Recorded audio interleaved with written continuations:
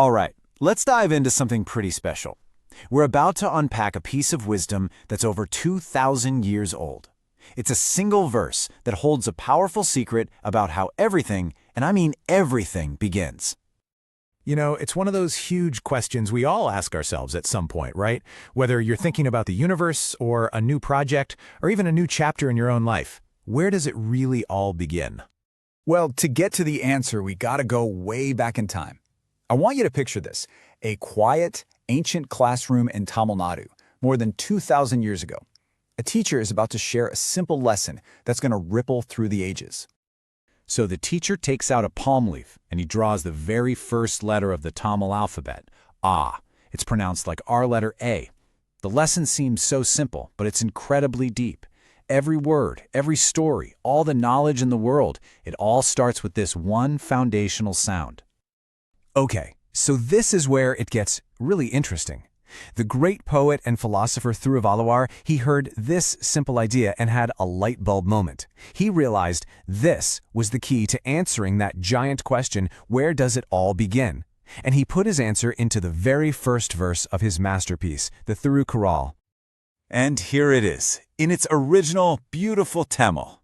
And you know, even if you can't read the script, just look at it for a moment. You can almost feel the power and the rhythm in the way it's written. And here's how it sounds when written in English letters. It's amazing, isn't it? In just these few words, Thirukkural builds this powerful, elegant analogy that we're going to unpack right now. He basically creates what you could call the alphabet of existence. He's comparing something we all get, letters, to something, well, massive, the universe itself. And it boils down to two really simple, beautiful parts. So first up, we've got Agaram. That's the letter A. It's the absolute foundation, right?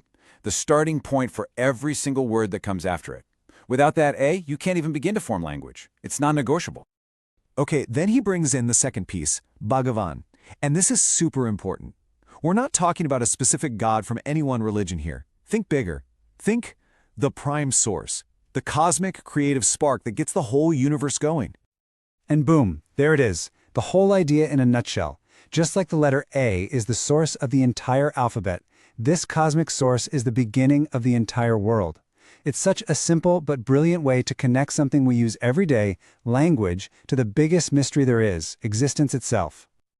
And once you see this pattern, you can't unsee it. Seriously, you start noticing it everywhere. What Thirukkural is doing is pointing to this fundamental rule of creation, a pattern that just keeps repeating itself all through nature. I mean, just think about it for a second. A tiny little spring can bubble up and become a huge, powerful river. A single seed, so small you can hold it in your hand, has everything it needs to become a giant tree. And yeah, that whole cliche about a long journey starting with a single step, it's absolutely true. Everything big and meaningful starts from one single focused source. So, what's the big takeaway here? Well, this isn't just some abstract idea about the universe. Not at all. Thirukkural brings this cosmic law right down to earth, right into our lives. This is about you and me, and how we do things. And here is the heart of it for us, right now. That first letter, that agaram, in anything we decide to do, well, that's our first thought. It's our core intention. And the quality of that starting point, man, it powerfully shapes everything that comes after. Okay, so how do we make sure we start off in the right foot? This ancient verse actually gives us a roadmap. Begin with real clarity. Know what you're trying to do. Begin with gratitude, being thankful for the opportunity. And maybe most important of all, begin with goodness in your heart. Let that be your foundation. And really, that's the true power of this verse. It's not just a cool observation about how the world works. It's practical, actionable advice. It's a reminder for us to be super intentional, super mindful about the way we begin anything. At the end of the day, the message is simple but so powerful. If you get the beginning right, the rest has a way of falling into place. When you honor that source, that first intention, and fill it with clarity and goodness, you're creating the momentum for a meaningful journey. So I'll leave you with this to think about. Whatever you're standing at the beginning of, a new job, a new relationship, a new dream, what's your agaram? What's that first foundational letter that you're going to choose to write your story with?